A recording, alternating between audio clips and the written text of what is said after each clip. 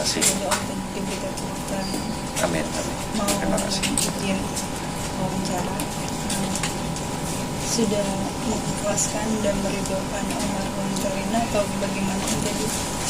Sudah, jadi saya sudah melepas janji dan saksi bahwa saya berani bersaksi dan saya ridho, saya ikhlas bahwa apa yang dilakukan almarhumah sebagai seorang istri dia lakukan dengan sangat baik. Sebagai seorang ibu sudah luar biasa. Sebagai seorang anak bakti yang tidak terhingga. Dan sebagai seorang manusia, anak manusia, dia selalu menjalankan apa yang diperintahkan Tuhan ya kepada dia. Kemarin sempat liburan bareng kelompok ya Om. Ya, Itu jadi bukan terakhir jalan-jalan apa bagaimana Om? ya. Dan dia sangat senang ya diajak jalan-jalan. Jadi dia sangat mencintai pada saat itu, mencintai Lombok gitu. Dia menikmati sekali gitu. Jadi liburan terakhir kita itu sangat berkesan. Kita road trip ya, jalan darat gitu sampai ke sana. Kemana aja tuh Om?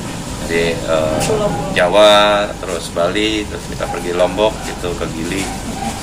Jadi paling tidak saya, anak-anak dan almarhumah itu bisa ya menjalankan waktu bersama.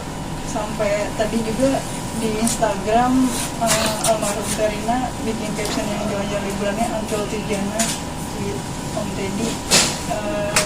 Itu menggambarkan pernikahannya sampai selamanya. Om gimana Om?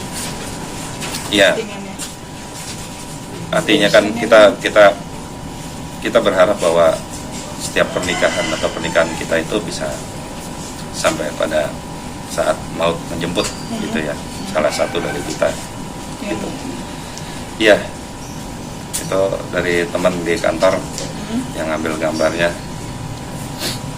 Ya, di Pantai Kuta itu. Kebetulan sore-sore.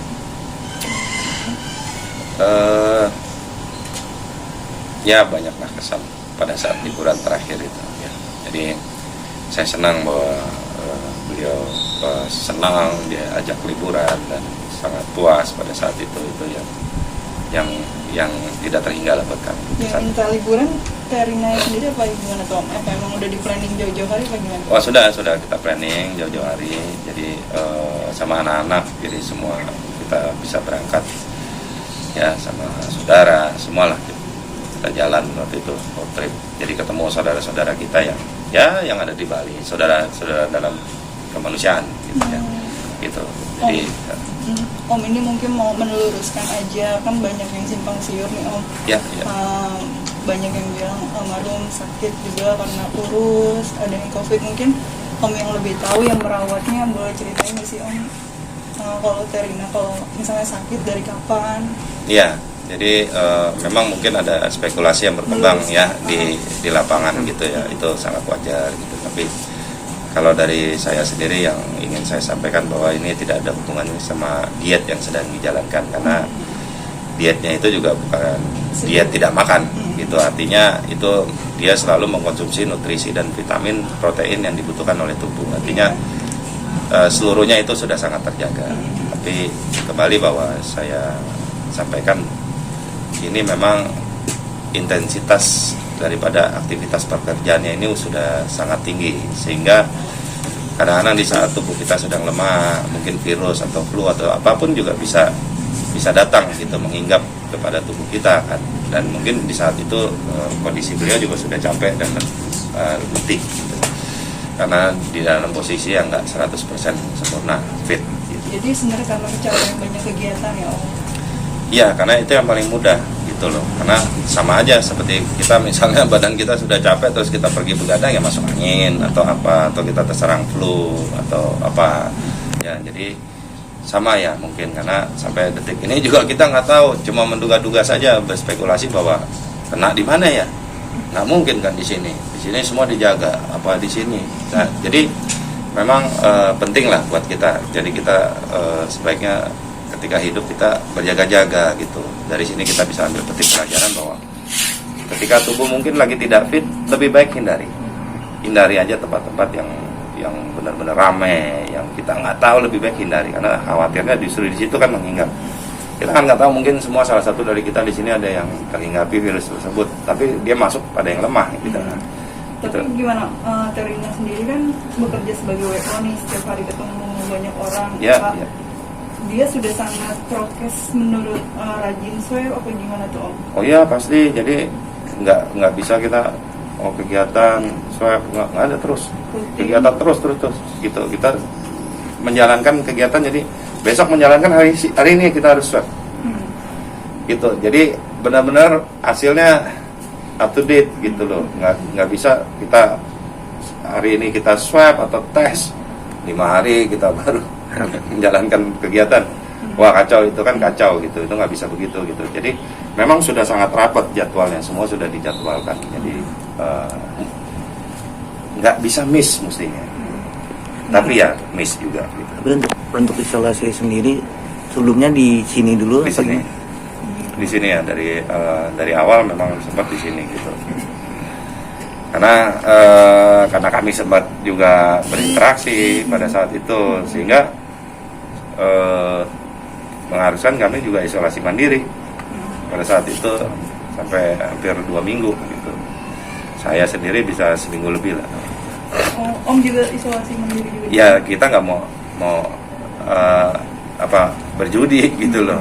Jadi mau positif mau tidak kami anggap bahwa kita positif gitu. Jadi isolasi mandiri aja, jaga gitu, jangan sampai kita menyebarkan juga sama orang lain. Itu sudah 2 minggu yang lalu isolasinya Om? Sudah 2 minggu. Oke. Tapi untuk almarhumah sendiri dibawa ke rumah sakit itu tanggal berapa ya, Om?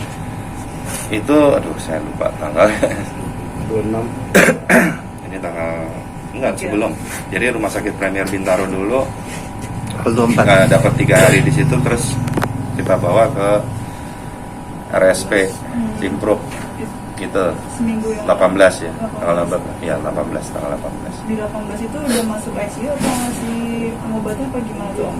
Sudah jadi sudah langsung ICU dan pengobatan karena ternyata radangnya parah gitu. Jadi kita nggak menyangka bahwa kok tiba-tiba parah gitu loh.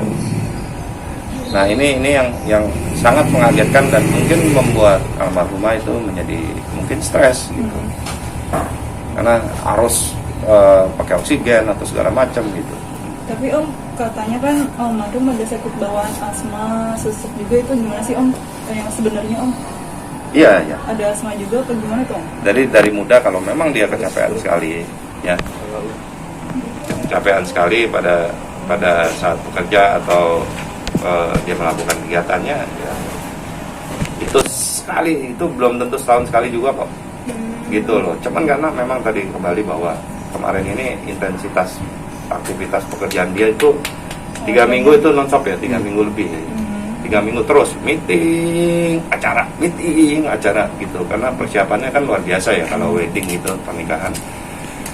Jadi dia sangat repot dan harus kontrol sana kontrol sini. Badannya mungkin sambil gini-gini, tapi ini kan nggak pernah berhenti gitu. Jadi nah ini yang membuat kondisi dia semakin turun setiap minggunya gitu, sehingga masuklah virus tadi.